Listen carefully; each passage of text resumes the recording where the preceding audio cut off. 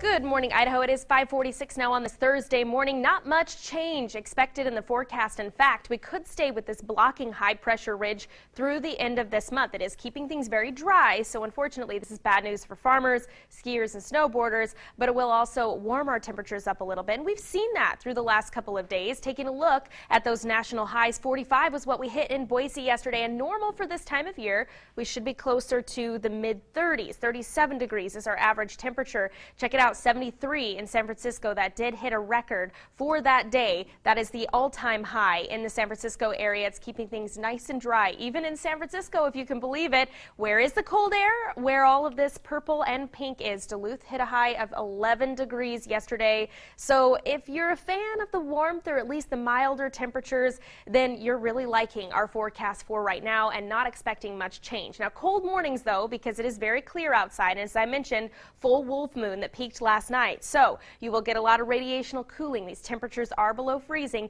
Do allow for some extra time to scrape off the windshield this morning. Down in Ontario, the fog is thickening up. Visibilities are about a mile right now. In Boise, we're looking at 6 miles. Now, I do want to point out Twin Falls, 37. It always seems to be quite mild with this Twin Falls observation, but this is in the downtown area. Just immediately outside of that, in another area of the Twin Falls downtown area, we're in the mid-20s. So I think if you're in the Magic Valley, you can probably count on temperatures very similar to what Boise's seeing. Not much in the way of cloud cover, as I mentioned, very clear outside, and as Spencer calls it, nature's flashlight. It's just absolutely beautiful and bright out there, and the high pressure will keep our afternoons beautiful and bright, with the exception of here in the valley, where that haze will thicken up in the afternoons as we head into the weekend. Here's a look at that Treasure Valley forecast. Upper 30s for the low end of the Treasure Valley, so Ontario, Caldwell, Nampa struggling to make it up to 40 degrees, but low 40s for the upper end of the Treasure Valley. Hazy sunshine in the Magic Valley today, 46 for the Twin Falls area, but only in the mid-30s in Shoshone.